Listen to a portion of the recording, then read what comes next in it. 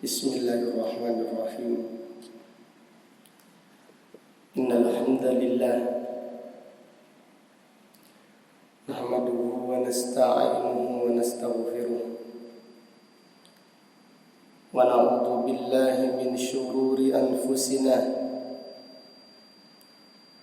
wa min sayyiati a'malina. May yahdihillahu fala mudilla lahu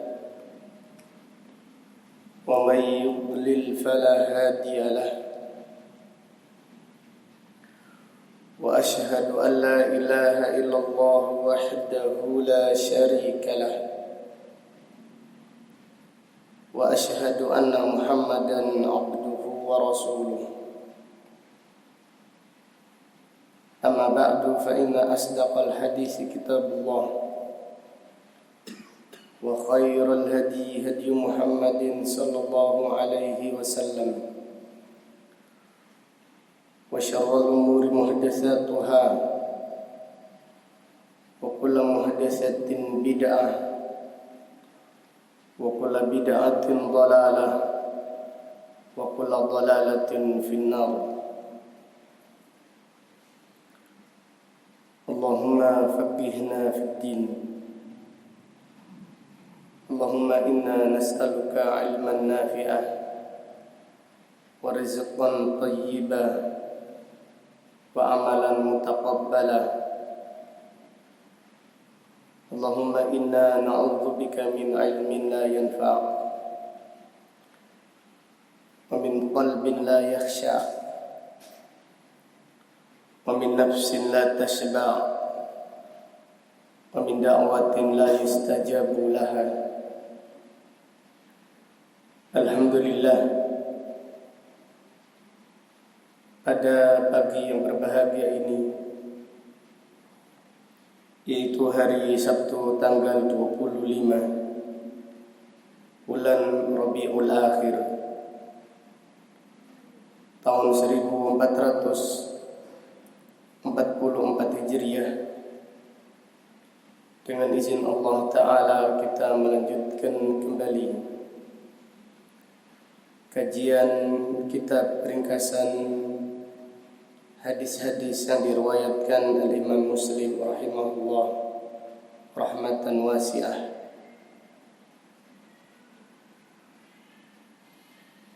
Qala al-musannif rahimahullah babu fardhis shalah. Bab kewajiban salat.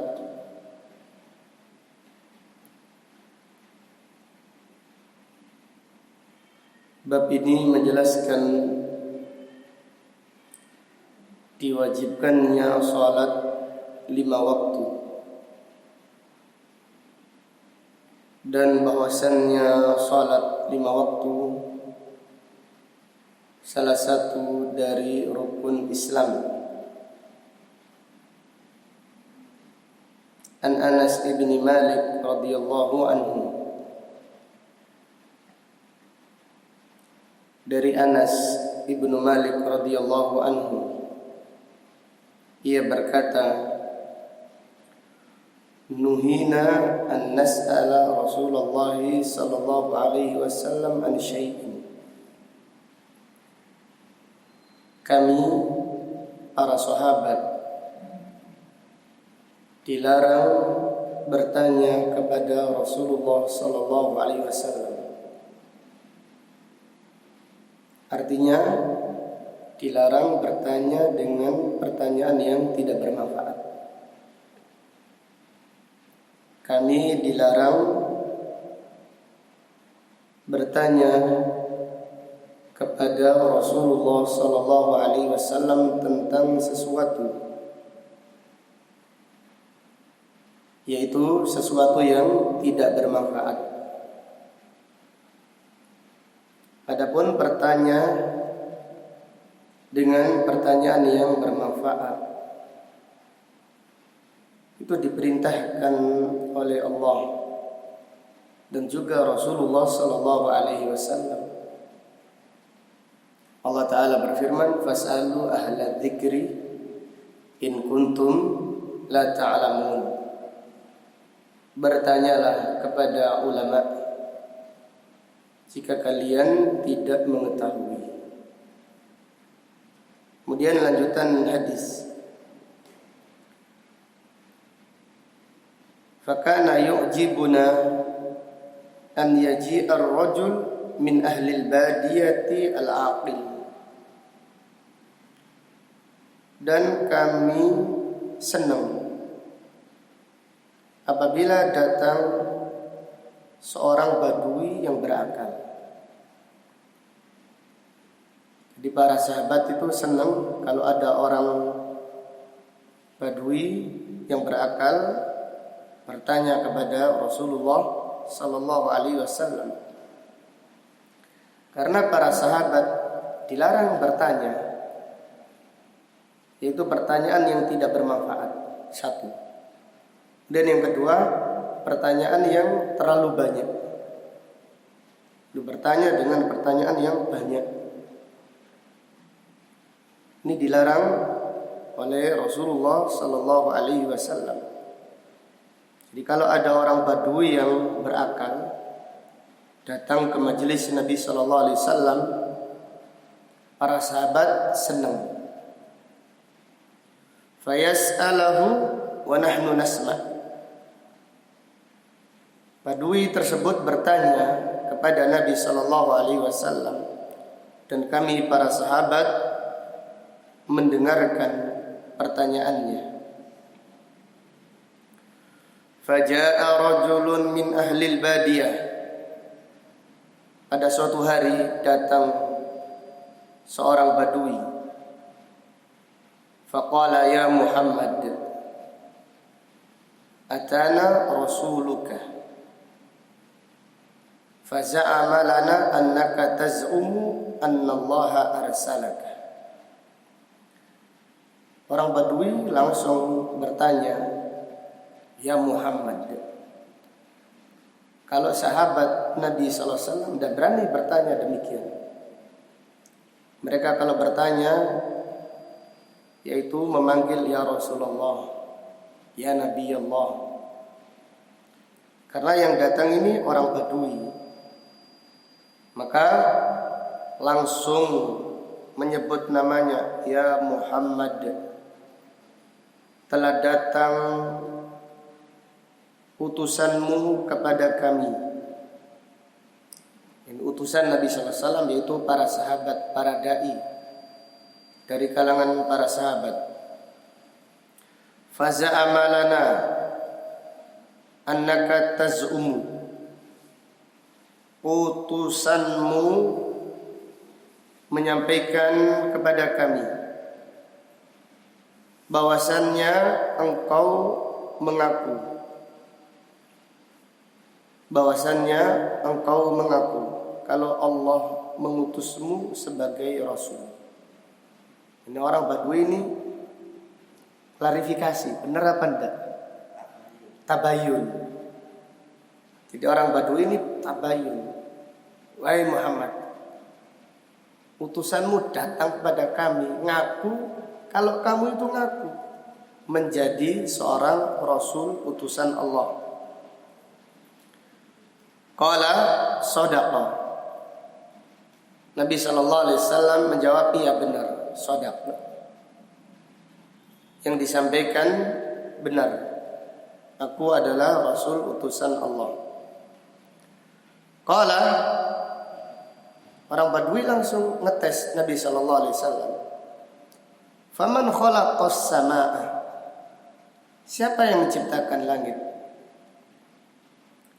Qala Allah. Nabi sallallahu alaihi wasallam menjawab Allah. Qala faman khalaqal arda? Siapa yang menciptakan bumi? Allah. Nabi sallallahu alaihi wasallam menjawab Allah. Lihatlah akhlak Nabi sallallahu alaihi wasallam. Ditanya orang badui, siapa yang menciptakan langit? Kalau ada orang tanya kepada kita yang seperti ini, yang ilmunya pas-pasan, dites siapa yang menciptakan langit, kita langsung, sampai maksudnya apa namanya? Maksud sampai itu apa kok tanya? Siapa yang menciptakan langit? Jadi orang Badui tadi mengatakan, wahai Muhammad, utusanmu datang kepada kita mengaku bahwasanya kamu itu mengaku kalau Allah mengutusmu menjadi seorang rasul. Namanya orang Badui itu polos memang. Kemudian dia bertanya.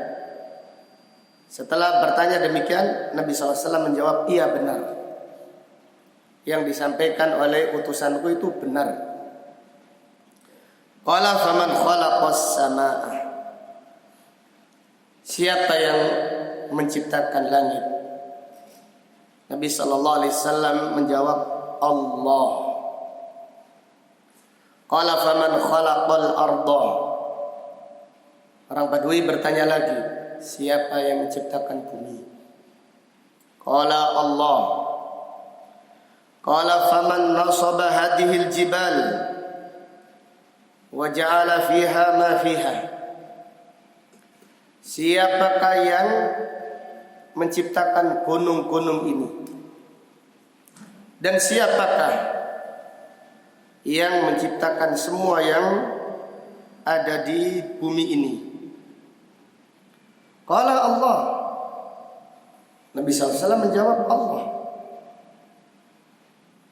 Qala fabilladhi khalaqas samaa'a wa khalaqal arda wa nasaba hadhil jibala Allahu arsalaka. Orang Badui tersebut bertanya lagi, demi Allah yang menciptakan langit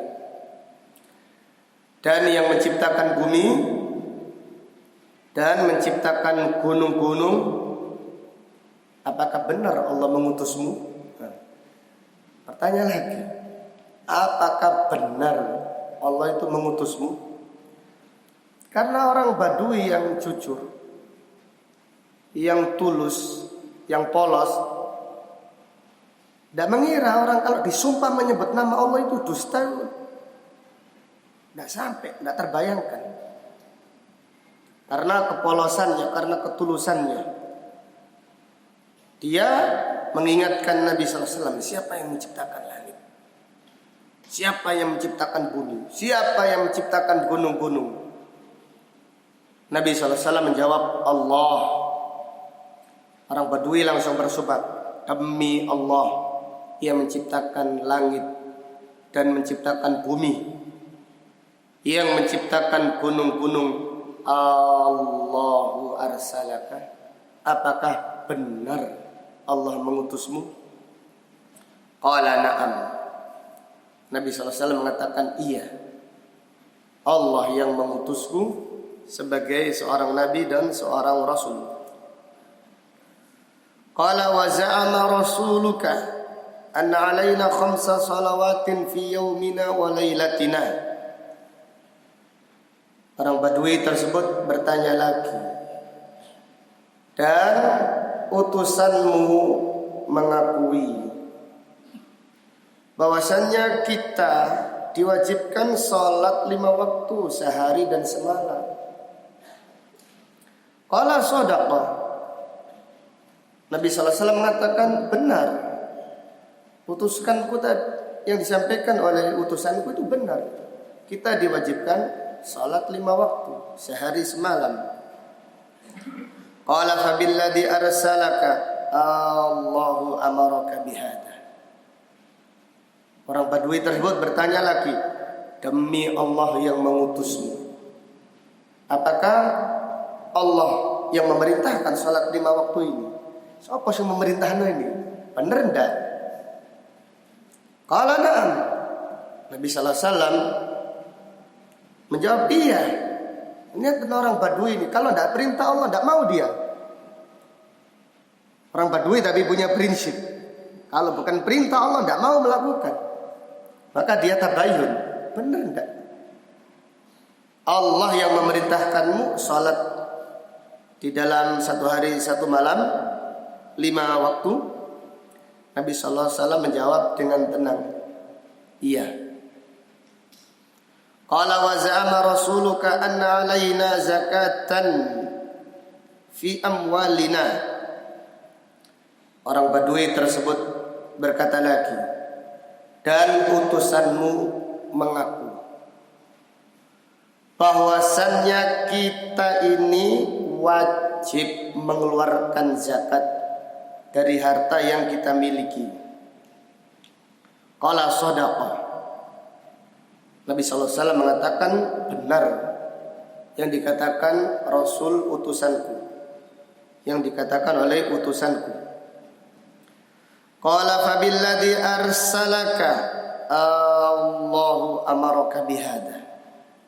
Demi Allah yang mengutusmu, apakah Allah yang memerintahkan untuk mengeluarkan zakat?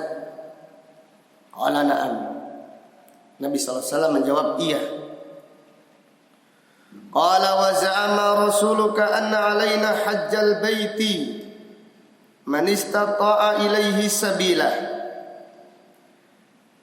Orang Badui tersebut bertanya lagi, dan utusanmu mengatakan bahwasanya kita diwajibkan haji ke Mekah bagi siapa yang sanggup melakukan perjalanan. Qala shadaqah. Nabi SAW mengatakan iya benar. Di dalam riwayat yang lain disebutkan puasa. Jadi selain disebutkan sholat, zakat, puasa dan haji. Kemudian Nabi SAW mengatakan shadaqah, benar. Summa walla. Kemudian orang Badui tersebut pergi. Qala walladzi ba'atsaka bil haqq la azidu alaihinna wa la anqusu minhunna. Orang Badui berkata, demi Allah yang mengutusmu dengan kebenaran, aku tidak menambah amalan-amalan yang sudah disebutkan tadi, dan aku tidak menguranginya. Faqala an-nabiy sallallahu alaihi wasallam la in sadaqa la yadkhulannal jannah. Nabi sallallahu alaihi wasallam bersabda, kalau orang ini benar, dia akan masuk surga. Kalau orang ini benar, dia akan masuk surga.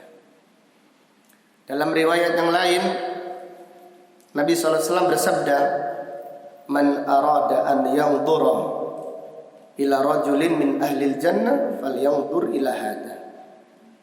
Siapa yang ingin melihat seseorang yang dijamin masuk surga, adalah dia melihat orang ini. Karena orang ini jujur. Orang ini beramal, mengamalkan yang wajib-wajib saja dan tidak menguranginya. Dia mengamalkan amalan yang wajib saja dan tidak menguranginya. Maka Nabi SAW bersabda, la in sadaqa la yadkhulannal jannah. Kalau dia benar, kalau dia jujur, maka dia pasti akan masuk surga. Dan di dalam riwayat yang lain, Nabi SAW mengabarkan orang ini dijamin masuk surga.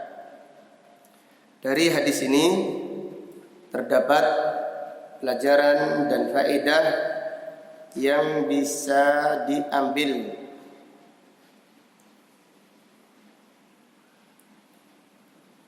Yang pertama,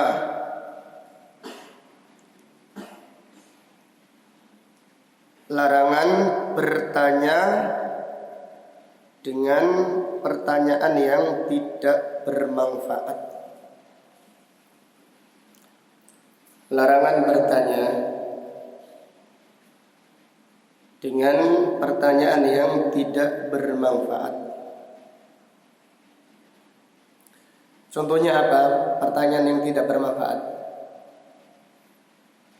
Jadi contohnya bertanya buah yang dimakan Nabi Adam alaihissalam. Ini buah apa? Buah salak atau duku atau kedondong sampai isinya kecantol di tenggorokan. Ini tidak ada manfaatnya. atau bertanya tongkatnya Nabi Musa alaihissalam dari kayu bambu atau kayu apa? Ini adalah pertanyaan yang tidak bermanfaat. Ada orang yang bertanya kepada Al-Imam Sya'bi, siapakah nama istrinya iblis? Jadi bertanya, siapa nanya istrinya iblis? Imam Sya'bi berkata, aku tidak menghadiri walimah pernikahannya.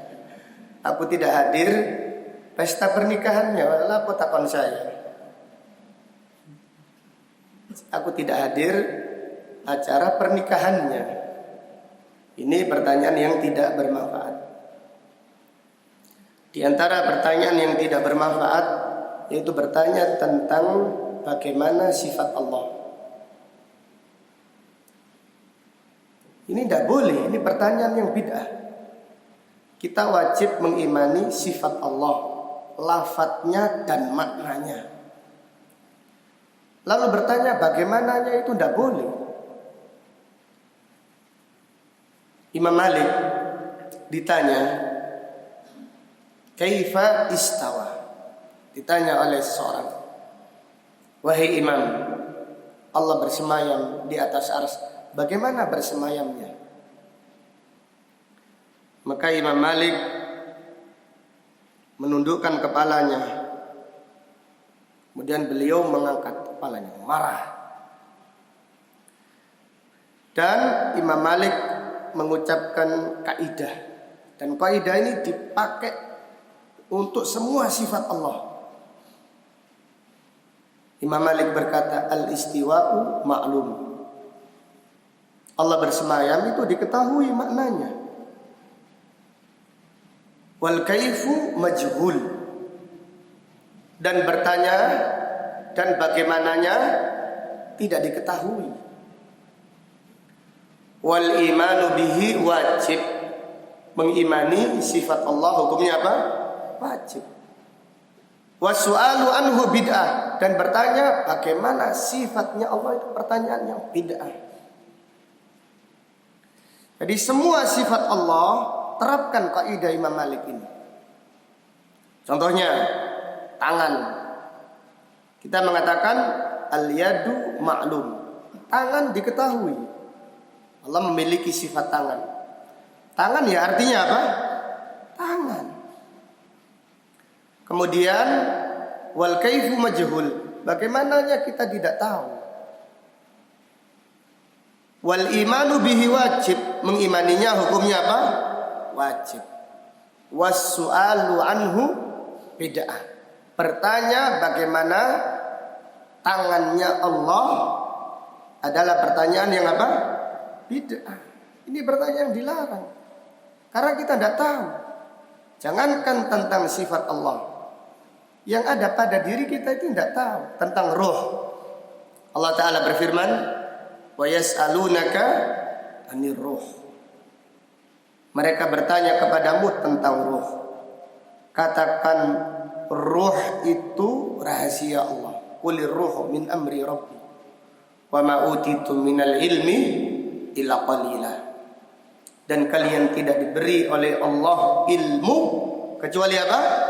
Sedikit. Maka apabila kita membayangkan sifat Allah, bayangkan hakikatnya itu tidak sama dengan bayangan kita. Hakikat sifat Allah tidak sama dengan apa? Bayangan kita. Karena akal kita ini terbatas. Jangankan membayangkan sifatnya Allah, membayangkan yang ada di tubuh kita saja tidak mampu kita. Seperti roh tadi, kita tidak mampu. Dan yang lainnya banyak yang ada di tubuh kita, kita tidak bisa membayangkannya. Kembali kepada faedah. Dilarang bertanya dengan pertanyaan yang apa? Tidak bermanfaat. Adapun bertanya dengan pertanyaan yang bermanfaat, boleh atau tidak boleh? Boleh, diperintahkan. Para sahabat juga bertanya. Para sahabat bertanya kepada Rasulullah Sallallahu Alaihi Wasallam. Kemudian pelajaran berikutnya,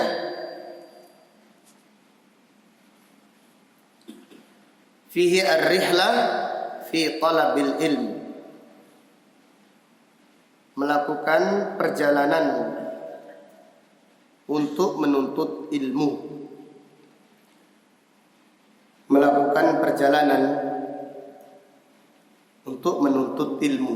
Jadi orang Badui ini berangkat dari tempat jauh untuk belajar langsung kepada Rasulullah Sallallahu Alaihi Wasallam, ingin menanyakan apakah yang disampaikan oleh para sahabat itu benar apa enggak.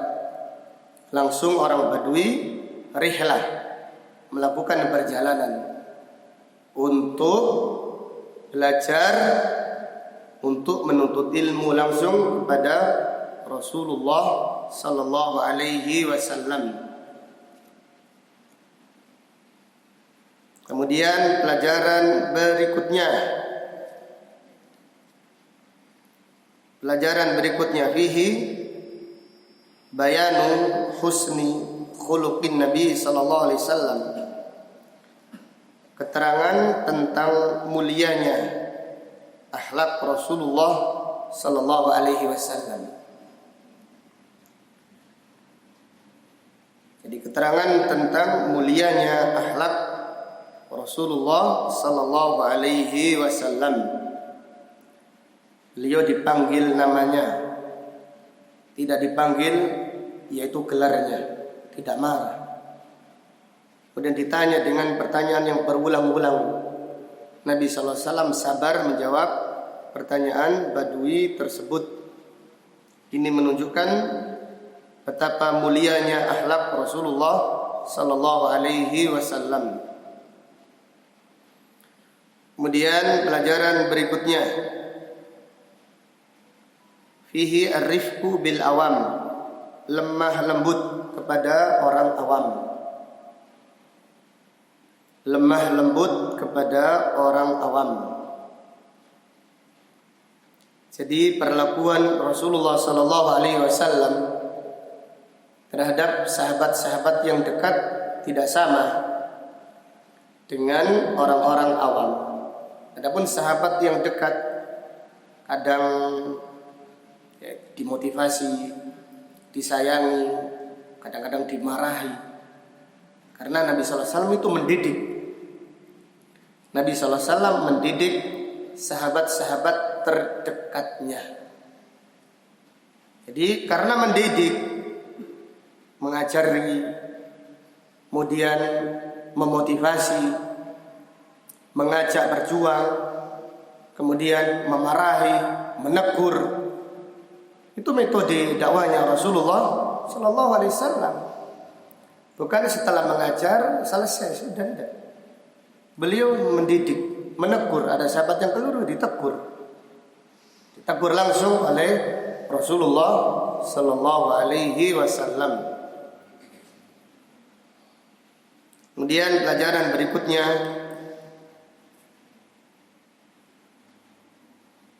fihi ahammiyatu as-salah, pentingnya ibadah salat.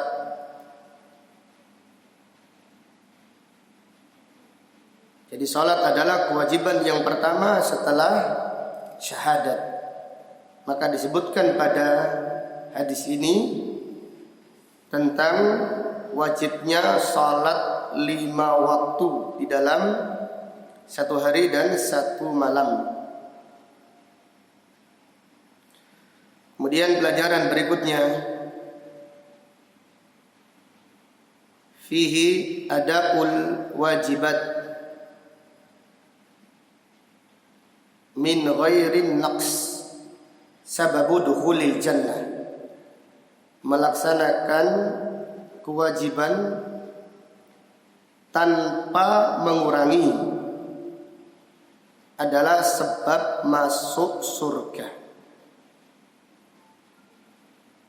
Jadi apabila ada orang yang mengerjakan yang wajib saja,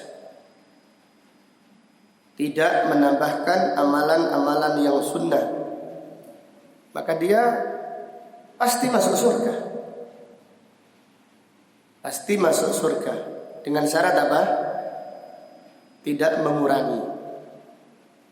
Dengan syarat tidak mengurangi.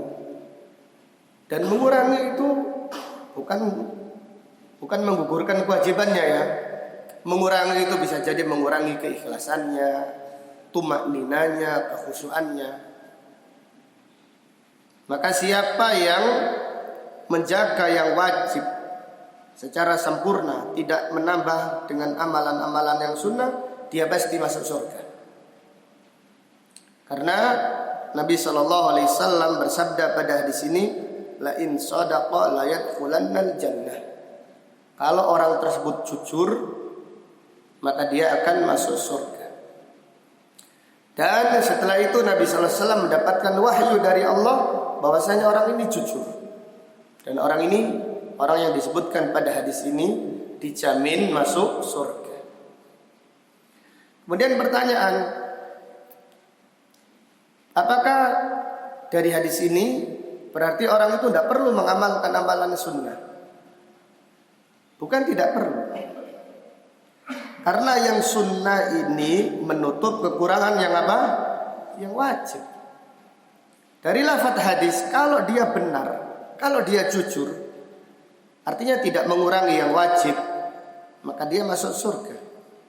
Sebaliknya, siapa yang mengamalkan amalan yang wajib saja, kemudian dia menguranginya, tempatnya di mana? Di neraka. Siapa yang mengamalkan yang wajib saja, tapi berkurang, sedangkan dia tidak mengimbangi, tidak menutup kekurangannya dengan amalan-amalan yang sunnah, maka tempatnya di neraka. Demikian. Jadi siapa yang mengandalkan yang wajib saja, tidak menambahkan dengan amalan-amalan yang sunnah, lalu dia dari kewajiban yang dikerjakan banyak kekurangannya, maka dia dikhawatirkan masuk ke dalam neraka. Ini menunjukkan pentingnya amalan-amalan yang sunnah. Maka dari hadis ini terdapat yaitu pelajaran anjuran mengerjakan amalan-amalan yang sunnah. Anjuran mengerjakan amalan-amalan yang sunnah. Kenapa? Apa fungsinya? Amalan yang sunnah menutupi kekurangan yang wajib. Contohnya di dalam hadis Nabi SAW bersabda, "Awwalu ma yuhasabu bihil abdu yaumal qiyamah as-salah."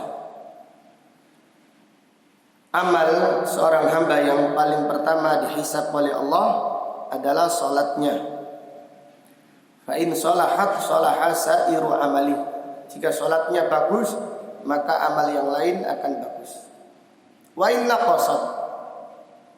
Kalau salatnya kurang, Allah Ta'ala berfirman, "Ungduru." Lihatlah, hal li abdi min nawafil. Apakah hambaku ini memiliki amalan-amalan yang apa? Sunnah. Jadi amalan yang sunnah itu sangat penting. Bukan tidak penting, sangat penting sekali. Karena apa? Karena amalan yang sunnah itu menutupi kekurangan yang wajib. Satu. Kemudian amalan yang sunnah ini menjaga yang wajib. Amalan yang sunnah itu menjaga yang wajib. Kalau seseorang itu dimudahkan menjaga sholat qabliyah ba'diyah, maka dia lebih pasti dimudahkan menjaga sholat fardu. Kalau orang itu meremehkan sholat qabliyah ba'diyah, dikhawatirkan ya. Bukan orang ini, kalau orang ini sudah dinas masuk surga, karena orang ini jujur sekali.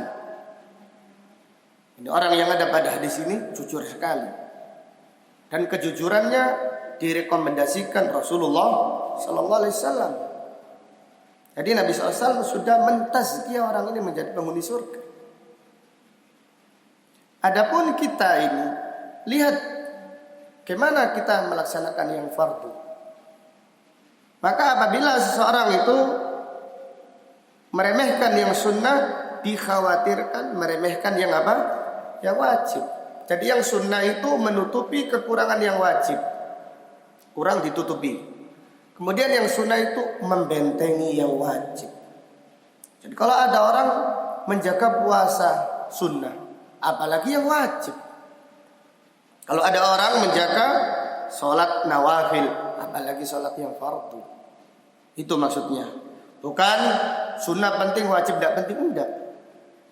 Maka mereka yang mencibir, nyinyir itu mengatakan mereka mengaku ahlu sunnah, kita kembali kepada sunnah. Lalu kita dikatakan kita ini sudah berada di yang wajib. Bukan seperti itu. Kita menjaga yang sunnah bukan berarti meremehkan yang apa? Wajib. Menjaga sunnah untuk membentengi wajib. Contoh lagi, Allah Ta'ala berfirman, wala taqrabuz zina. Jangan mendekati apa? Zina. Jangan melihat maksiat. Jangan ikhtilat. Banyak yang mendekatkan, jangan mendengarkan perkara-perkara yang mendekatkan pada zina. Supaya kita tidak terjerumus kepada perkara yang apa? Zina tadi. Tapi kalau orang itu melihat aurat wanita, senang melihat maksiat, senang mendengarkan yaitu yang maksiat, maka dia dikhawatirkan terjerumus. Maka menjaga pandangan, menjaga diri dari perkara-perkara yang mendekatkan dari perzinahan itu benteng supaya kita tidak terjerumus kepada perkara zina. Demikian. Maka ini kembali kepada faedah pentingnya menjaga amalan-amalan yang sunnah. Karena fadilahnya banyak. Di antaranya yaitu menutupi kekurangan yang wajib. Dan yang berikutnya yaitu untuk menjaga dan untuk membentengi amalan-amalan yang wajib. Wallahu ta'ala a'lam. Kemudian bab berikutnya,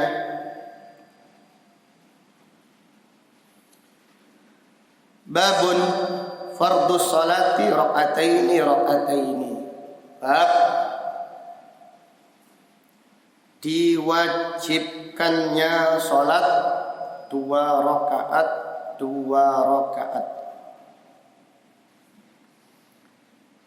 Bab ini menjelaskan awal mula salat yang diwajibkan kepada Rasulullah sallallahu alaihi wasallam adalah 2 rakaat. Kecuali salat apa?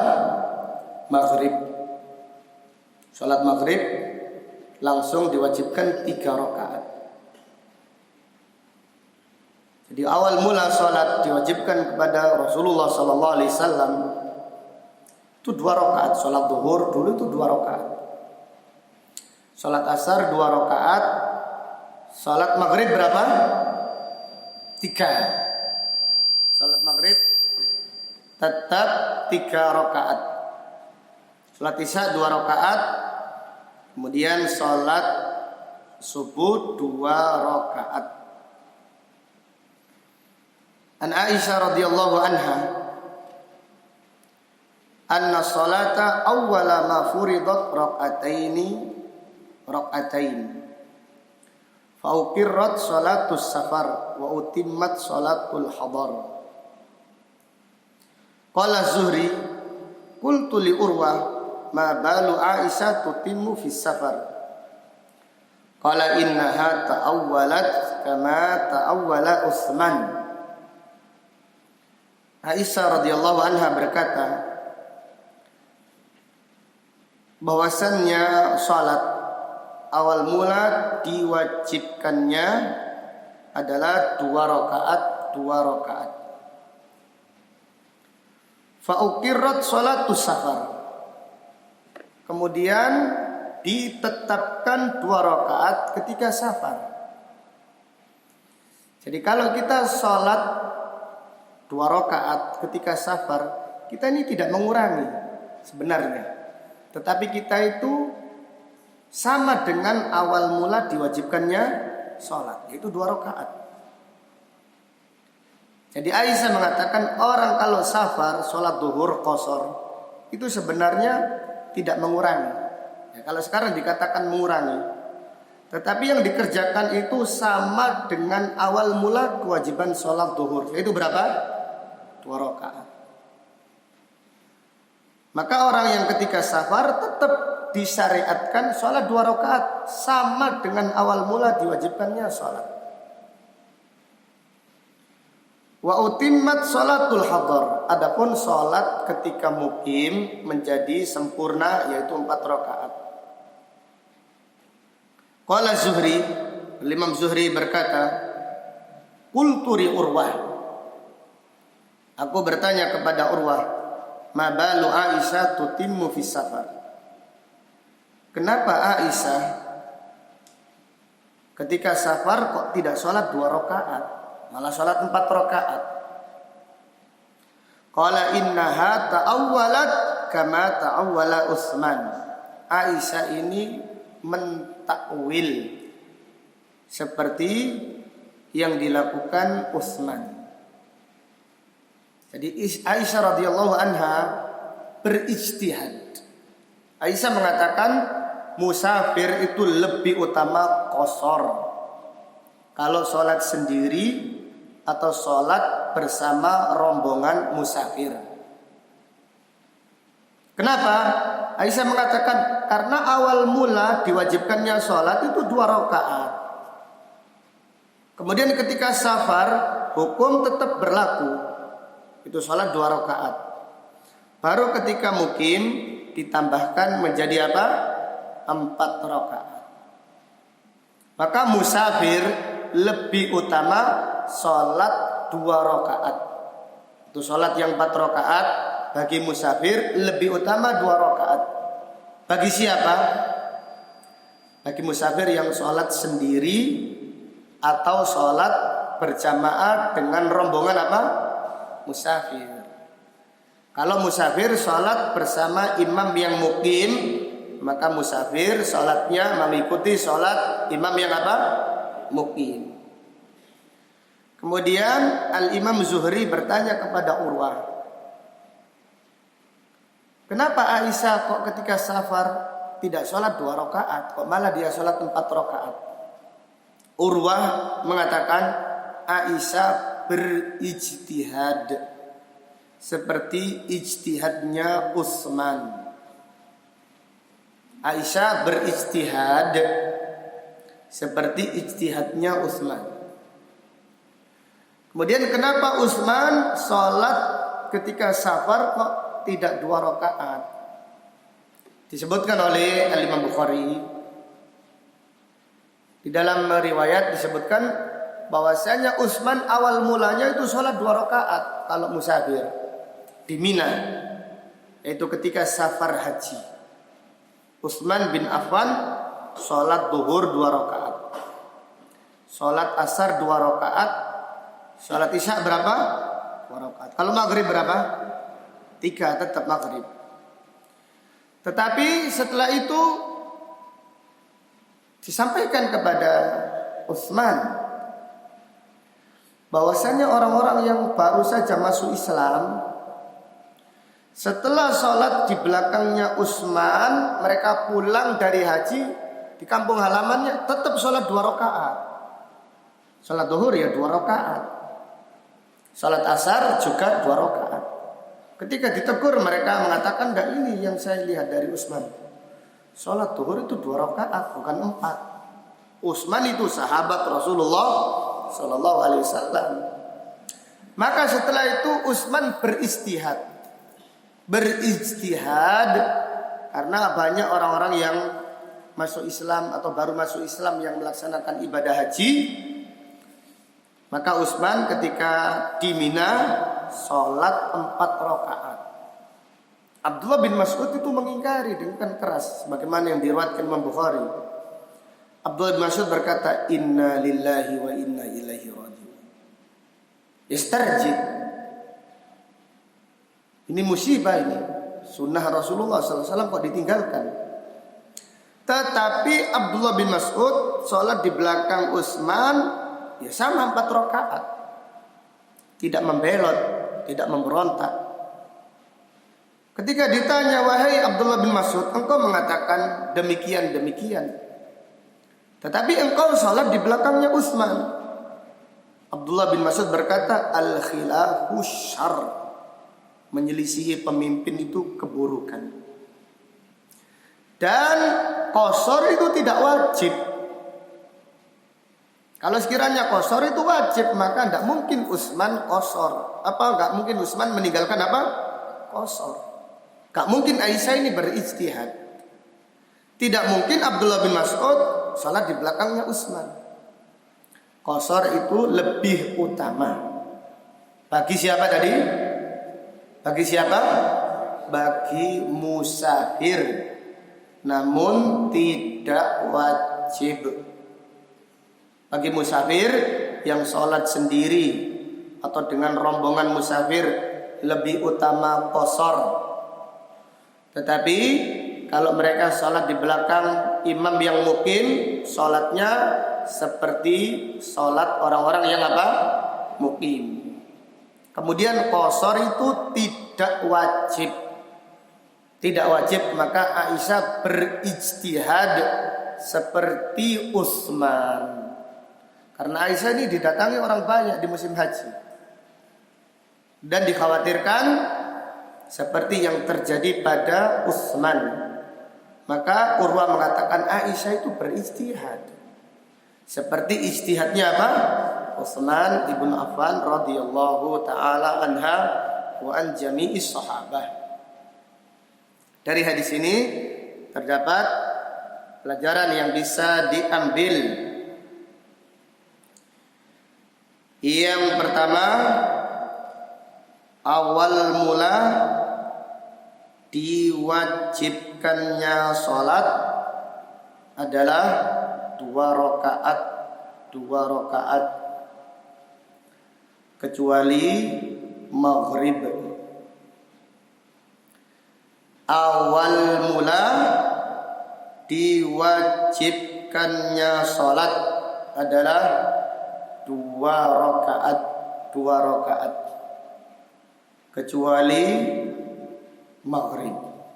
Jadi maghrib ini tidak berubah. Awal mula diwajibkannya ya tetap 3 rakaat. Maka kalau kita musafir tidak boleh mengqashar apa? Maghrib. Kalau diqashar jadi berapa? Masa 1,5 gitu. Maka tidak ada qashar untuk sholat maghrib. Kenapa? Karena awal diwajibkannya ya tetap 3 rakaat. Karena maghrib adalah witirnya siang hari. Kemudian pelajaran berikutnya, anjuran qashar. Anjuran qashar ketika safar. Di anjuran qashar, yaitu qashar salat yang 4 rakaat menjadi berapa? 2 rakaat ketika safar. Jadi syariat qashar itu khusus untuk safar. Jadi yang dibolehkan qashar khusus musafir. Orang yang sakit tidak boleh qashar. Hujan seperti ini, kalau mau jamak kadang-kadang tidak mengapa di masjid. Tetapi jangan apa? Qashar. Wah, ada yang kurang paham dalam masalah ini. Ketika maghrib hujan deras, padahal mukim ini sholat maghrib 3 rakaat, kemudian sholat isya 2 rakaat. Dipikir ini musafir. Boleh, yaitu jamak karena udzur hujan. Kadang-kadang ya, kadang-kadang karena di Indonesia ini hujannya banyak. Jadi kadang-kadang kita yaitu menjamak. Tapi sholatnya tetap sempurna. Maghrib 3 rakaat, isya berapa? Tetap 4 rakaat. Tapi kalau kita musafir baru dianjurkan mengqashar salat yang 4 rakaat menjadi berapa? Menjadi 2 rakaat. Kemudian pelajaran berikutnya, qashar bagi musafir hukumnya tidak wajib. Qashar bagi musafir hukumnya tidak wajib. Jadi contohnya saya ngisi pengajian di masjidnya orang-orang yang awam. Jaraknya ini jarak qashar, salat isya. Ini apa ini? Nah, daripada menimbulkan fitnah, kita salat berapa? Salat 4 rakaat salat isya. Lebih utama ya kita nggak ngimami. Ngimami apa? Yaitu makmum rawatib. Tapi mereka kan urufnya seperti itu. Ustadz yang mengajar diminta menjadi apa? Imam. Dipaksa-paksa. Ya kita menggunakan takwilnya Utsman. Takwilnya Utsman artinya ijtihadnya Utsman. Dan juga ijtihadnya Aisyah radhiyallahu taala anha. Kecuali apabila yaitu jamaahnya faham. Jamaahnya faham. Yaitu jamaah di suatu masjid paham kalau musafir sholat 2 rakaat, maka imam sholat 2 rakaat, makmumnya menyempurnakan. Itu makmum-makmum yang mukim menyempurnakan sholatnya. Jelas ya? Wallahu ta'ala a'lam. Bab berikutnya, babun as-salawatul khamsu kafaratun lima bainahunna. Bab salat 5 waktu menggugurkan dosa di antara 2 salat. Jadi apabila ada orang yang salat 5 waktu, kemudian setelah salat melakukan dosa, setelah melakukan dosa dia salat lagi. Salat 5 waktu ini menggugurkan dosa yang dikerjakan di antara 2 salat. Kesimpulannya, salat 5 waktu itu menggugurkan dosa. Tetapi bukan berarti salat dijadikan senjata untuk melakukan apa? Dosa. Apa melakukan dosa? Sementing maring ini apa? Salat. Insyaallah Allah menggugurkan dosa. Seperti orang-orang Arab itu. Satu pekan umrah, 1 pekan maksiat. 1 pekan kemana? Ke Bahrain untuk ke diskotik. Kemudian masalah nanti pekan depan saya umrah, insyaallah Allah menggugurkan dosa saya. Subhanallah. Jadi orang yang beriman itu kadang-kadang tergelincir, tetapi tidak dijadikan alasan apa-apa maksiat. Sementing maring ini istighfar. Kita itu kalau melakukan dosa harus segera melakukan kesalahan, jangan banyak alasan. Bisa jadi alasan dari melakukan dosa, dosanya lebih besar daripada dosa yang dikerjakan. Alasan untuk berdosa, dosanya lebih besar daripada dosa yang dikerjakan. Orang itu kadang-kadang maksiat, tergelincir, iya subhanallah, lalu menyadari dirinya, saya salah ya Allah, la ilaha illa anta subhanaka inni kuntu minadh dhalimin. Atau membaca doa Rabbana dhalamna anfusana wa illam taghfir lana wa tarhamna lanakunanna minal khasirin. Itu lebih baik daripada alasan. Nah, seperti ada kisah wanita Bani Israel yang berzina diampuni dosanya karena dia memberi minum apa? Anjing yang apa? Kehausan. Lalu ada yang mengambil dalil tidak apa-apa berzina, sementing ngingu anjing, katanya gitu. Subhanallah. Ini ya, kok diambil enak-enaknya kayak gitu. Apa zina? Wadah pezina di Bani Israel diampuni gara-gara memberi anjing. Maka lebih utama memelihara anjing kan ngasih minum anjing setiap hari katanya. Apa sampean maksiat, Allah mengampuni dosa dengan memberi minum air kepada anjing-anjing yang kehausan. Ini dari mana pemahaman seperti itu? Itu pemahaman sakarepe dhewe. Itu pemahaman ngunuai ke repot gitu loh. Gitu aja kok repot. Nah, ini pemahaman yang menyimpang. Jadi sholat itu menggugurkan dosa. Iya.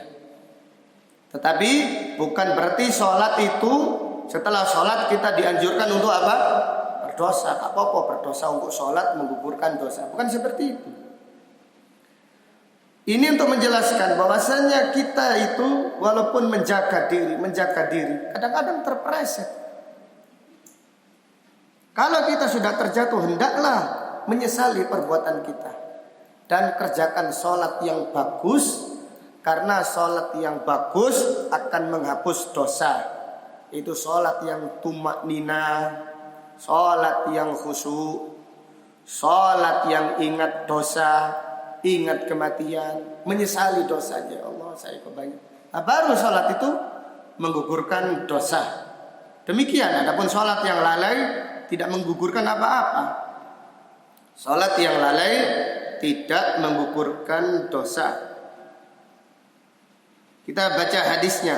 Nabi Hurairah radhiyallahu anhu, anna Rasulullah sallallahu alaihi wasallam qala: as-salawatul khamsu wal jum'atu ilal jum'ah kafaratun lima bainahunna ma lam tuhsha al-kaba'ir wa ramadhanu ila ramadhan mukaffiratun lima bainahunna idajtanaba al-kaba'ira. Dari Abu Hurairah radhiyallahu anhu bahwasannya Rasulullah sallallahu alaihi wasallam qala: as-salawatul khams, salat 5 waktu,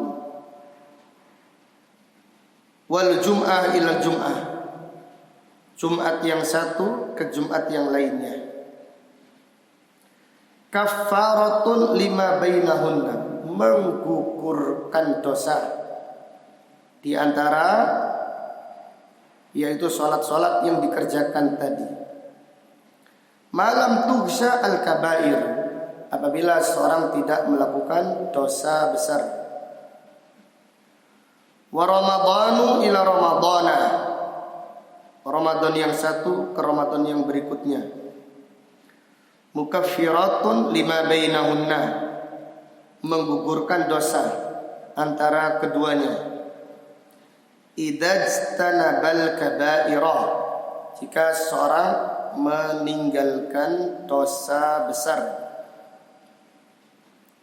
Dari hadis ini terdapat beberapa pelajaran yang bisa diambil. Fihi anna as-salawatil khams mukaffiratudz dzunub, bahwasannya salat 5 waktu menggugurkan dosa.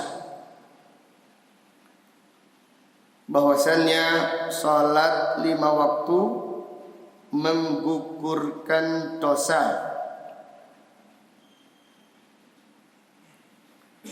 Kemudian yang perlu dipahami, bahwasannya salat yang menggugurkan dosa adalah salat yang dikerjakan ikhlas karena Allah dan sesuai sunnah serta khusyuk di dalamnya. Salat yang menggugurkan dosa adalah salat yang ikhlas, sesuai sunnah, kemudian khusyuk. Ini yang penting. Karena salat yang lalai dikhawatirkan tidak, yaitu menggugurkan dosa. Karena Allah tidak menerima doa dari hati yang apa? Yang lalai. Jadi salat yang lalai ini tidak menggugurkan, tidak mencegah maksiat, tidak menggugurkan dosa. Allah Ta'ala berfirman, wa aqimis sholata inna sholata tanha anil fahsya'i wal munkar. Dan tegakkanlah sholat, sesungguhnya menegakkan sholat itu mencegah perbuatan keji dan mungkar. Jadi sholat yang tegak. Maka bagaimana caranya kita menegakkan sholat ini yang kita perjuangkan? Salah satunya para ulama menjelaskan, hendaklah kita mengagungkan apa faedah kemarin? Adzan. Siapa yang mengagungkan adzan, dia akan dimudahkan mengagungkan sholat. Ini faedah yang sangat penting ya ikhwan. Amalkan. Jadi rasanya beda. Kita sholat dengan mengagungkan adzan, dengan sholat yang tidak mengagungkan adzan. Kita mendengarkan adzan tetap guyonan saja. Kemudian sholat, ya sholatnya kita terbawa. Tapi kalau kita mengagungkan adzan, insya Allah lebih khusyuk, lebih tumakninah, lebih semangat mendatangi sholat tadi. Karena kita berusaha mengagungkan adzan. Kalau kita mendengar kok gak ada kedengaran, ini ya apa boleh buat. Tapi kalau kita mendengarkan adzan dengan jelas, maka tinggalkan kegiatan kita sejenak untuk fokus menjawab adzan, maka kita akan dimudahkan oleh Allah untuk sholat lebih baik. Karena siapa yang mengagungkan adzan, dia akan mengagungkan sholat. Jadi demikian, sunnah ini membentengi yang wajib. Sunnah itu membentengi yang wajib. Menjawab adzan apa hukumnya? Wajib atau sunnah? Sunnah, tetapi ini membentengi yang wajib. Kalau kita memperhatikannya, kita menjaganya, kita berusaha untuk khusyuk, maka kita akan lebih dimudahkan untuk berusaha khusyuk di dalam sholat kita. Demikian, wallahu a'lam. Kemudian pelajaran berikutnya fihi anna as-salata mukaffiratun li jami'i dzunub al-kaba'ir was-shaghair.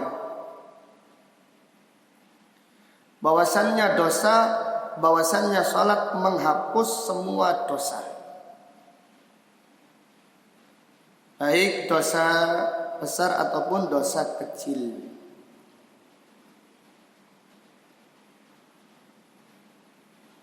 Bahwasannya salat menghapus semua dosa, baik dosa besar ataupun dosa kecil, yaitu dengan niat dan juga dengan taubat. Jadi ada orang melakukan dosa, lalu dia sholat, berharap dengan sholatnya Allah menghapus dosanya. Kira-kira Allah menghapus atau enggak? Iya. Memang masalah ini para ulama berselisih pendapat. Apakah sholat fardu hanya menghapus dosa kecil saja, atau menghapus semua, yaitu dosa? Karena di dalam hadis disebutkan secara mutlak, sholat itu menghapuskan dosa. Selama seseorang meninggalkan dosa besar. Berarti yang disebutkan di dalam hadis ini, dosa yang dihapus adalah dosa apa? Dosa kecil. Tapi hadis-hadis yang lain, hadis Bukhari, Rasulullah SAW bersabda, "Lau anna fi babi ahadikum nahran." Sekiranya ada sungai yang jernih di depan pintu rumah kalian, yaghsilu kulla yaumin khamsa marrat, lalu orang tersebut mandi setiap hari 5 kali, hal yubki min darani syai', apakah orang tersebut masih memiliki kotoran? Qalu la ya Rasulullah. Tidak ya Rasulullah, mandi 5 kali. Biasanya mandi sekali saja sudah banyak, 2 kali kalau masyarakat kita. Kalau orang Arab, umumnya ya orang Arab ya, 1 pekan sekali. Atau kalau gak junub gak mandi. Orang Arab sana, bukan Arab sini. Iya bang. Orang Arab sana seperti itu. Umumnya jarang mandi, urufnya seperti itu. Maka heran para sahabat, kalau ada orang mandi 1 hari sampai berapa? 5 kali. Tidak ada kotorannya. Lalu Nabi sallallahu alaihi wasallam bersabda, "Fadzalika masalu shalawatil khams yamhullahu bihinna al-khataya." Demikian perumpamaan salat 5 waktu. Allah menghapus dosa. Allah menghapus dosa dengan salat 5 waktu. Ada seorang sahabat yang bermesraan dengan wanita. Ada seorang sahabat yang bermesraan dengan wanita, lalu dia itu takut, tapi tidak sampai berzina. Kemudian dia lapor kepada Rasulullah, "Ya Rasulullah, saya melakukan demikian. Hukumlah saya. Tegakkan hukuman atas saya. Saya ingin bertobat." Kemudian dikumandangkan salat asar ketika itu. Dan sahabat tersebut salat bersama Nabi sallallahu alaihi wasallam. Selesai salat, sahabat tadi datang, "Ya Rasulullah, saya yang datang. Saya melakukan demikian dengan pacar saya. Saya bertobat ya Rasulullah, hukumlah saya." Kemudian Nabi sallallahu alaihi wasallam bersabda, "Apakah kamu salat bersama kita?" "Iya." Maka Nabi sallallahu alaihi wasallam bersabda, "Allah mengampuni dosamu dengan salat yang kamu kerjakan bersama." Lalu turunlah firman Allah, "Wa aqimis salata tarafayin nahar wa zulafan minal lail innal hasanati yudhibnas sayyi'at dzalika dzikra lidzakirin." Dan kerjakanlah salat tarafayin nahar, yaitu di ujung siang hari dan di malam hari, karena kebaikan itu menggugurkan dosa, karena kebaikan itu menggugurkan dosa-dosa yang dilakukan seseorang. Dzalika dzikra lidzakirin. Sahabat tadi langsung bertanya, "Ya Rasulullah, apakah ayat ini khusus untukku atau untuk semua kaum muslimin?" Maka Nabi sallallahu alaihi wasallam bersabda, "Hadihi laka wa li ummati." Ayat ini untukmu dan untuk semua umatmu. Ayat ini untukmu dan untuk semua umatku. Tapi hadis ini atau kisah ini bukan diambil pelajaran gampang-gampangan untuk maksiat. Tidak. Lihatlah sahabat tadi datang dengan penuh penyesalan. Dengan penuh penyesalan mengakui dosa-dosanya. Lalu dia salat bersama Nabi sallallahu alaihi wasallam, Allah mengampuni apa? Dosanya. Adapun orang yang mengentengkan, gak apa-apa pacaran, mari ini salat asar, kemarin maghrib pacaran mana? Ya, ini lain. Jelas ya? Lain orang yang meremehkan, orang yang menggampangkan, orang yang banyak alasan. Lain orang yang melakukan ibadah dengan penyesalan dari maksiat yang dikerjakannya. Karena apa? Karena kullu bani adama khata'un. Setiap anak manusia pasti melakukan apa? Kesalahan, melakukan dosa. Wa khairul khata'ina tawwabun. Dan sebaik-baik orang yang melakukan kesalahan adalah orang-orang yang bertaubat. Kesimpulannya, salat 5 waktu itu menghapus semua dosa jika disertai dengan niat dan juga disertai dengan taubat, kemudian dengan memperbagus salatnya. Wa fadlullahi wasi', karunia Allah itu luas. Apabila memberi minum anjing menghapuskan dosa, apalagi sholat apa? 5 waktu. Artinya bagi orang yang sungguh-sungguh, orang yang ikhlas. Jadi wanita Bani Israel yang pezina itu diampuni oleh Allah dosanya gara-gara memberi minum anjing yang kehausan. Maksudnya adalah setelah memberi minum anjing yang kehausan tadi, dia dibimbing oleh Allah bertaubat. Bukan tetap, yaitu dengan maksiatnya. Karena keikhlasan wanita tersebut. Lalu dia bergembira setelah berbuat baik kepada binatang. Maka Allah memadamkan keinginannya untuk bermaksiat. Lalu dia menyesali perbuatannya dan bertaubat dengan taubatan nasuha. Allah mengampuni dosanya dan Allah memasukkannya ke dalam surga. Jelas ya? Bukan hadis ini dalil bagi artis-artis yang memelihara anjing. Mengatakan tidak apa-apa memelihara anjing, pahalanya banyak. Dari siapa? Memberi minum anjing yang dapat pahala banyak, hadis ini di padang pasir. Adapun memelihara anjing ada hadisnya. Nabi SAW bersabda, "Maniktana kalban." Siapa yang memelihara anjing ghaira masyiatin aw dariyan, selain anjing untuk menjaga binatang ternak atau anjing untuk berburu, fa innahu yanqusu min ajrihi kulla yaumin bi qirataini qiratain. Setiap hari pahalanya berkurang 2 qirat. 1 qirat itu seperti gunung apa? Gunung Uhud. Kita ini 1 hari belum tentu bisa mengumpulkan 1 qirat. Tapi orang yang memelihara anjing di rumahnya, di kamarnya, tidur bareng dengan anjing. Kalau pulang salim dulu anjingnya. Anjingnya salim, apa mau pergi? Oh papa datang, salim dulu. Lucunya imut-imutnya dan seterusnya. Anjingnya diajak main, anaknya disuruh main HP. Anjingnya diajak main, karena anjing nggak bisa main HP kan, anaknya dipegangi HP. Inilah fenomena akhir zaman, waliyadzubillah. Jadi demikian. Siapa yang memelihara anjing, pahalanya setiap hari berkurang 2 qirat. Demikian. Dan wanita tersebut memberi minum anjing bukan dijadikan alasan untuk berzina. Jelas ya? Kebaikan apapun jangan dijadikan alasan untuk maksiat.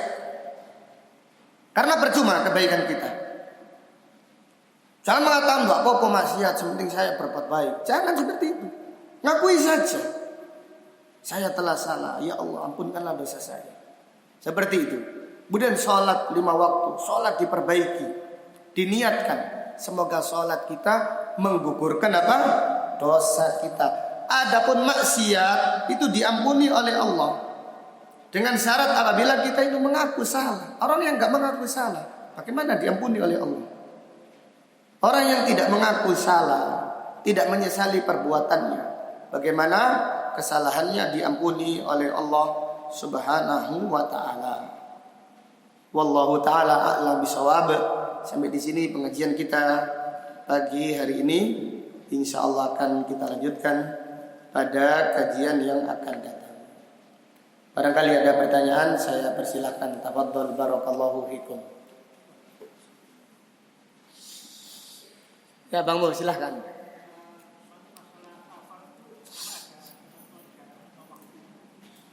Ya, pertanyaan, apakah masalah safar ada ketentuan jarak? Sebenarnya tidak ada jaraknya. Karena di dalam hadis Nabi SAW bersabda, "Man kana yu'minu billahi wal yawmil akhir." Jadi wanita yang beriman kepada Allah dan yaum akhir, janganlah safar 1 hari 1 malam kecuali bersama mahram. 1 hari 1 malam. Nah ini diukur para ulama perjalanan dahulu kira-kira ya, bukan ketentuan paten gitu enggak. Kira-kira 80 kilo. Dasarnya hadis tadi, safar 1 hari 1 malam. Demikian. Atau kalau disebut masyarakat kita, bahwasanya perjalanan tersebut adalah perjalanan jauh. Sekarang dari Wiyung ke Sidoarjo, apalagi Sidoarjonya itu yang paling dekat itu mana? Sepanjang. Safar enggak? Jangan dikatakan Sidoarjo Surabaya. Ini perbatasan, ini mepet ini. Jelas ya, ini safar nang di itu. Ini safar mana? Ini perbatasan, ini perbatasan. Enggak safar perbatasan itu. Demikian. Bahkan bisa jadi ada sebagian itu perbatasan negara, seperti yang ada di Eropa atau yang ada di Arab. Ini Turki, ini Irak, perbatasan. Kau luar negeri, tapi melangkah tok. Ya apa? Safar apa gitu? Seperti itu. Safar itu perjalanan yang menyiapkan bekal. Dan menurut urf kebiasaan masyarakat dikatakan perjalanan jauh. Kalau ukurannya wallahu alam, ini ijtihadnya para ulama, yaitu kurang lebih 80 kilo. Seperti itu. Diambil dari mana? Dari hadis safar 1 hari 1 malam. Jadi orang perjalanan 1 hari 1 malam itu kurang lebih yaitu 80 kilo. Melaku terus itu, kak leren-leren itu. Demikian, wallahu a'lam.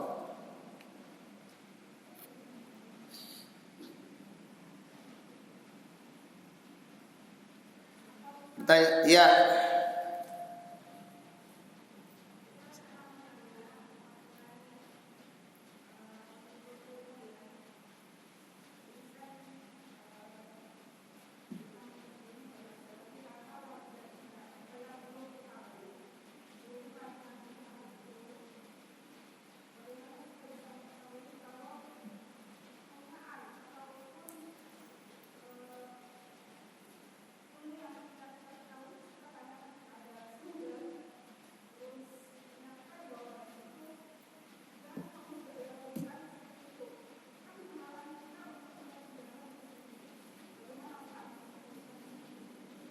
Iya Pak Budi, gimana Pak Budi?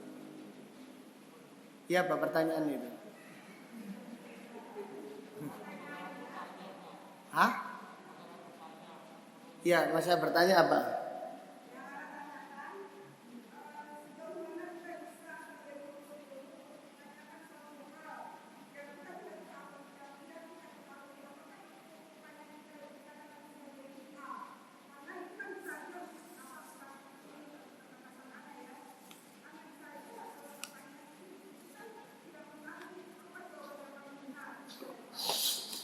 Iya. Jadi tentang pertanyaan yang dibolehkan yang tidak dibolehkan tadi ya. Iya. Kapan? Ya seperti itu. Diberikan salah satu contohnya. Jadi apabila kita bertanya dengan pertanyaan yang bermanfaat. Pertanyaan yang bermanfaat itu tentang bagaimana cara ibadah. Bagaimana tentang akidah yang benar tentang masalah ini. Itu pertanyaan yang bermanfaat. Adapun pertanyaan tentang perkara-perkara yang gaib, yang tidak ada hubungannya dengan akidah, kita tidak diperintahkan juga. Maka dikhawatirkan pertanyaan tersebut adalah pertanyaan yang tidak bermanfaat. Dalam hadis Nabi SAW bersabda, tafakkaru fi khalqillah wala tafakkaru fi dzatillah. Renungkanlah makhluk ciptaan Allah, jangan merenungkan tentang zatnya apa? Allah. Jadi bertanya tentang bagaimana zatnya Allah ini pertanyaan yang bid'ah, pertanyaan yang menyimpang, yang para nabi dan para rasul tidak mengetahui. Demikian halnya juga pertanyaan-pertanyaan tentang kapan terjadinya hari kiamat, tentang prediksi-prediksi, itu adalah pertanyaan yang tidak bermanfaat. Jadi adapun kalau kita bertanya bagaimana hukumnya seperti ini, bagaimana cara mengerjakan yang benar dari sunnah Rasulullah SAW, itu pertanyaan yang bagus. Allah Ta'ala berfirman, fas'alu ahla dzikri in kuntum la ta'lamun. Bertanyalah kepada ahlu dzikir, yaitu ulama, jika kalian tidak mengetahuinya. Jadi pertanyaan-pertanyaan yang bermanfaat adalah pertanyaan yang ada hubungannya dengan perkara ibadah, perkara iman. Bagaimana sikap kita yang benar di dalam masalah ini? Itu pertanyaan yang bagus. Tapi pertanyaan yang nggak ada hubungannya tentang amal kita, tidak ada pertanggungjawaban kita nanti di hadapan Allah, maka lebih baik tidak ditanyakan. Wallahu a'lam. Bagaimana dengan wanita yang melepas hijab dengan alasan memperbaiki hati? Wah, ini mari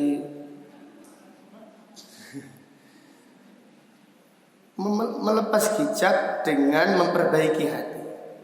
Ini tidak nyambung. Melepas hijab berarti mengurangi imannya. Kalau yang ditanyakan tidak cadaran gitu mungkin ya.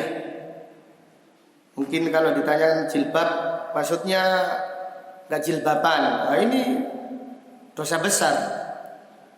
Wanita yang tidak menutup auratnya, dia melakukan dosa besar. Allah Ta'ala berfirman, wala tabarrajna tabarrujal jahiliyatil ula. Jangan bertabarruj seperti tabarrujnya jahiliyah yang dahulu. Ini aurat. Maka Allah memerintahkan kita untuk menutup aurat, memerintahkan wanita untuk menutup aurat. Adapun melepaskan jilbab tujuannya untuk memperbaiki hati, ini was-wasnya syaitan. Syaitan menggiring untuk semakin supaya menjerat wanita tersebut untuk melakukan perkara-perkara yang diharamkan oleh Allah.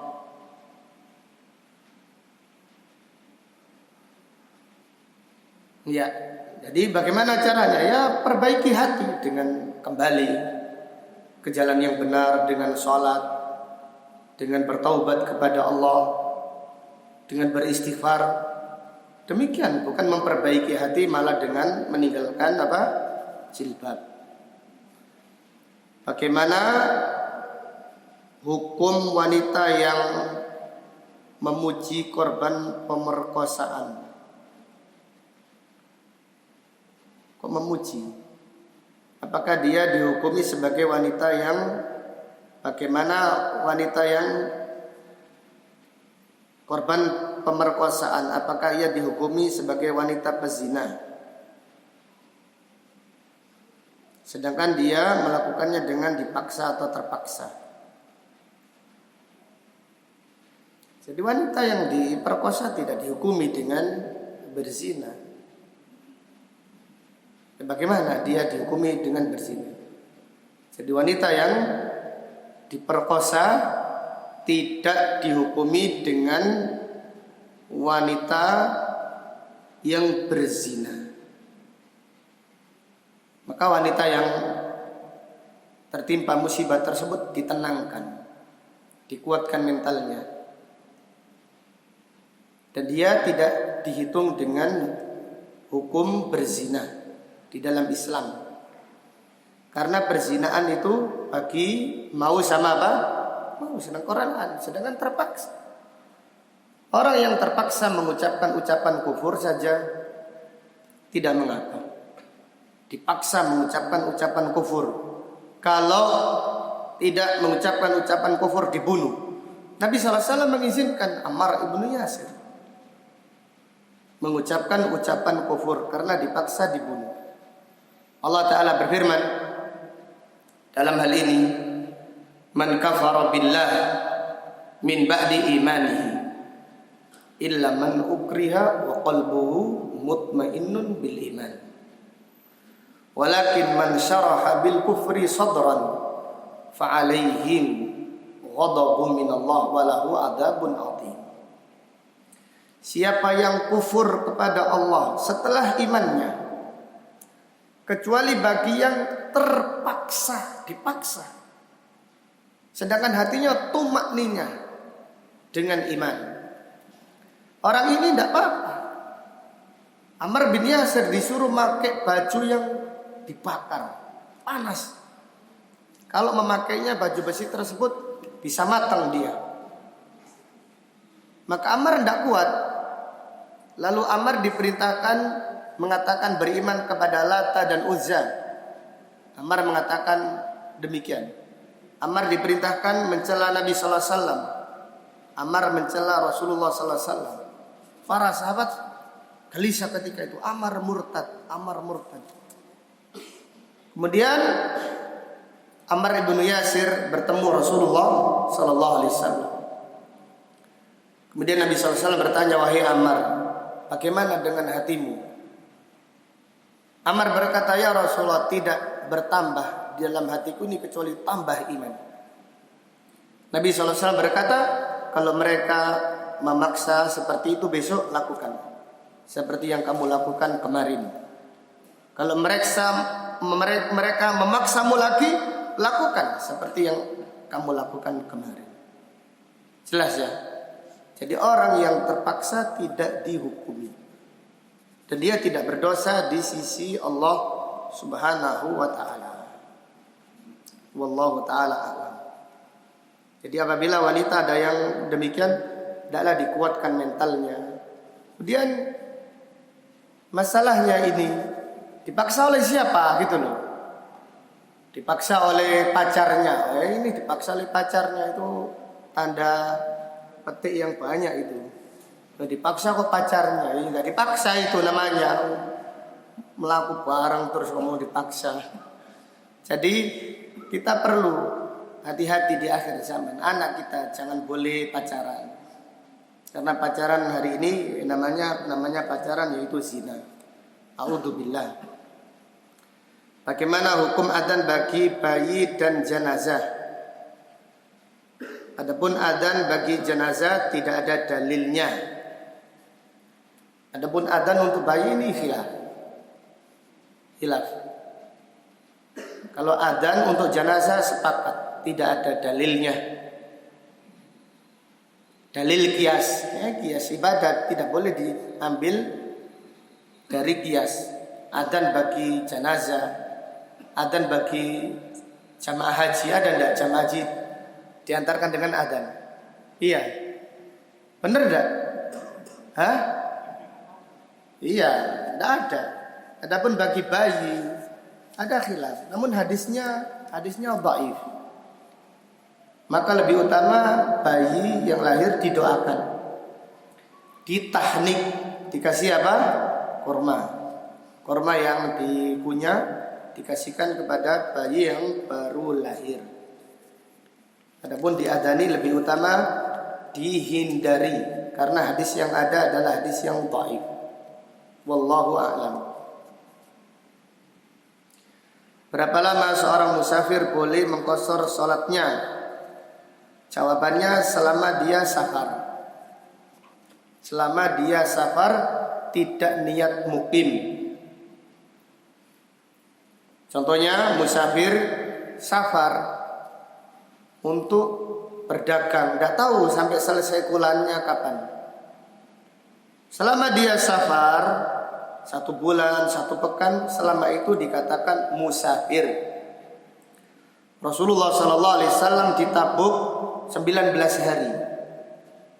Nabi SAW di Makkah 19 hari. Nabi SAW di Tabuk 20 hari.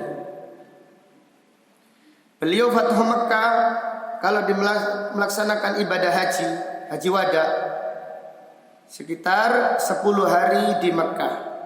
Tetapi perjalanannya total 1 bulan. Jadi selama 1 bulan beliau musafir. Abdullah bin Umar 6 bulan di Azerbaijan musafir ketika jihad melawan Rusia. kemudian datang salju, maka mujahid di situ. Maka mereka safar selama 6 bulan. Demikian. Tapi kalau kita niat mukim sudah. Kalau kita niat mukim, maka hukum kita hukum mukim. Seperti teman-teman yang dari contohnya Jawa Tengah, berada di Surabaya, punya rumah di Surabaya, wis niat mukim. Bukan seumur hidup dia jadi apa? Musafir. Demikian. Jadi teman yang dari Jawa Tengah atau dari mana tinggal di Surabaya, dia niatnya mukim, bukan niat musafir. Musafir ini dia tidak tahu sampai kapan, itu loh. Dia ini masih ada urusan. Seperti saudagar, pedagang zaman dahulu, kalau pulaan kan tidak tahu kapan selesainya. Selama kita niat di sana safar, kita mengambil hukum musafir. Mondok mukim. Iya.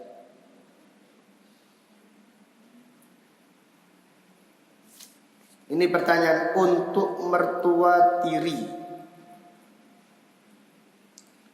yang suami punya hutang puasa, siapa yang harus membayarnya? Gak harus anak kandung yang membayar. Mertua tiri, mertua dek tiri bisa nih. Iya. Mertua tiri, ya siapa temannya atau keluarganya. Memang lebih utama anaknya yang terdekat. Kalau sekiranya dibayarkan orang lain tidak mengapa. Jelas ya. Dan mertua tiri nih ya.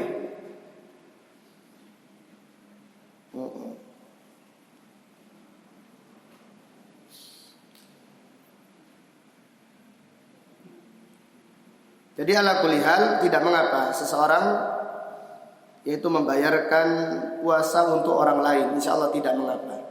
Tidak harus keluarga dekatnya. Memang lebih utama anaknya atau adiknya atau istrinya atau suaminya.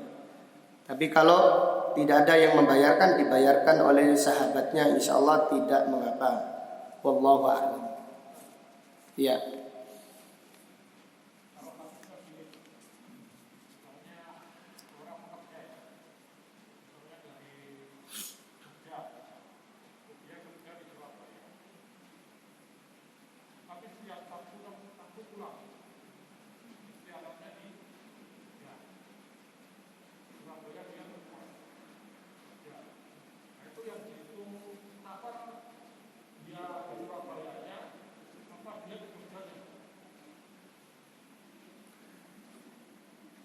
Ada seseorang kerja di Surabaya ngekos, setiap akhir pekan pulang. Maka dia selama di Surabaya niat mukim.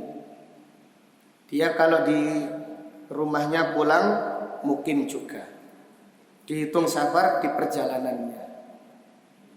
Jelas ya? Seperti itu. Kemudian ada santri yang mondok di pondok pesantren. Ketika di pondok mukim, kalau liburan juga apa? Mukim. Di tengah-tengah perjalanan safar. Kalau perjalanannya jauh. Orang yang kerja di luar kota sampai pindah penduduk. Pindah penduduk sudah. Punya kakak Surabaya, punya rumah di Surabaya. Kalau pulang kampung baru dia musafir. Karena dia sudah pindah, yaitu keluargaannya. Kakaknya ini pindah, sudah punya rumah di Surabaya, sudah niat tinggal di Surabaya. Maka ketika pulang, maka selama mudik dia dihitung musafir. Seperti itu. Wallahu a'lam. Enggak boleh. Karena rumahnya di Jogja. Dia belum pindah tempat ke Surabaya. Anak istrinya di Jogja. Maka ketika dia di Surabaya niat mukim kan setiap hari. Mau dia seumur hidup musafir gitu. Karena kerjanya di Surabaya otomatis Selama di Surabaya niatkan mukim, sudah diketahui dia, sudah menetap dia ini, maka niat. Lain orang itu kalau haji, orang haji itu tidak niat menetap, selesai haji pulang. Orang perang nggak menetap, mau segera selesai ya pulang. Jelas ya? Seperti orang yang pulaan barang, nggak niat menetap dia, sampai urusannya selesai baru pulang. Maka selama dia di sana musafir. Seperti itu. Ukurannya niat kita dan ukuran lihat kerjaannya kita. Ada pekerja niat musafir, udah sampai musafir kok nggak muli-muli itu. Musafir kok di sini terus, musafir itu kan ada batasannya. Maka jumhur para ulama menyatakan, jadi kalau itu orang itu niat mukim, silahkan mengambil hukum safar 3 hari. Di hari keempat niatkan mukim, karena dia sudah niat menetap. Berarti mahasiswa kuliah di Madinah, sudah ketahuan 4 tahun bekerja, kontraknya berapa? Kan setiap tahun nanti kontrak lagi, setiap tahun kontrak lagi. Seperti itu, wallahu a'lam. Ya, Mas Agus silakan.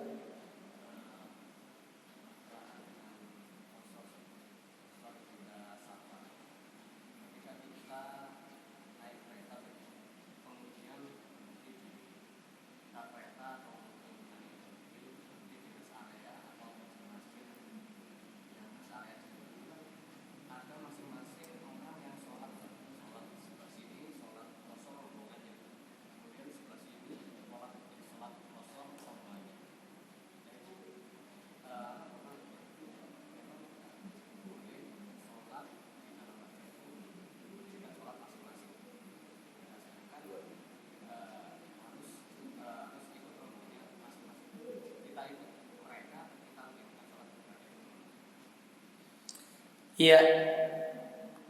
Jadi apabila kita singgah di rest area di saat safar, kemudian banyak rombongan, kita sholat sendiri atau ikut dengan mereka, kita mengambil pedoman lebih utama di dalam satu masjid itu satu sholat lebih utama. Tapi tidak mengapa, karena ini masjid rest area. Maka dalam hal ini kalau kita gabung dengan mereka itu lebih baik. Jadi kita gabung dengan mereka lebih baik.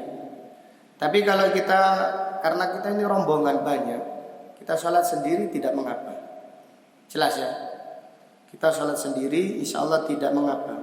Karena kita ini sholat di rest area. Ini hukumnya beda dengan masjid yang setiap hari. Contohnya di sini setiap hari ada orang mukim 2 imam, nah ini tercela. Tapi kalau rombongannya adalah rombongan musafir, insya Allah tidak mengapa. Tapi tetap lebih utama supaya 1 imam. 1 imam ini lebih utama.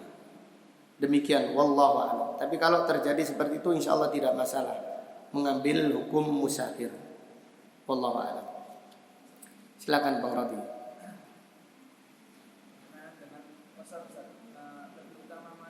Di awal waktu atau di jamak ketika safar?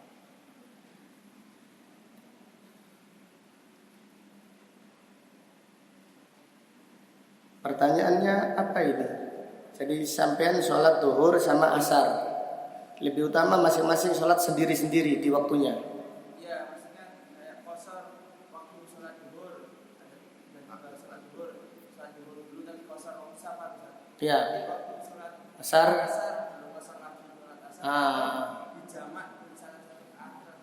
Iya, bagi musafir lebih utama mana, di jamak atau tidak? Nah, jawabannya kalau kita ini sedang perjalanan, lebih utama jamak qashar. Kalau kita ini di perjalanan, lebih utama jamak qashar. Sholat duhur langsung sholat asar, 2 rakaat di perjalanan. Kalau kita sudah sampai di kampung halaman mudik ini, nah, kalau kita menetap mudiknya nggak kemana-mana, ya di situ saja. Lebih utama masing-masing sholat pada waktunya. Jelas ya?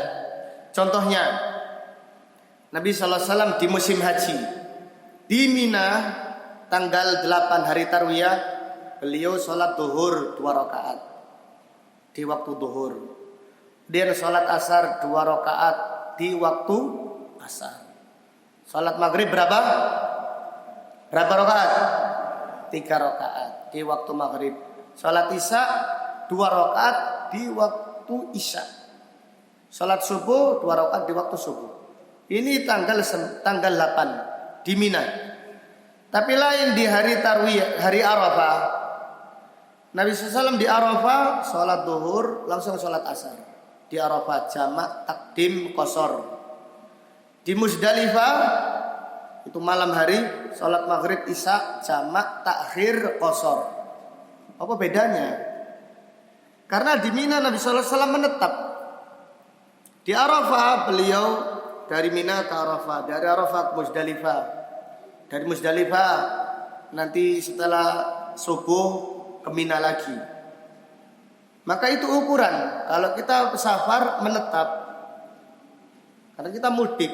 Lihat mudik kita ini, keliling atau menetap? Keliling tapi kampung saja ya, hukumnya menetap. Kalau sudah sampai lebih utama sholat masing-masing pada waktunya.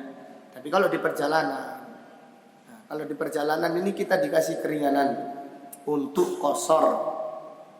Demikian. Jelas ya? Cukup wallahu taala alam. Sampai di sini pengajian kita pagi ini.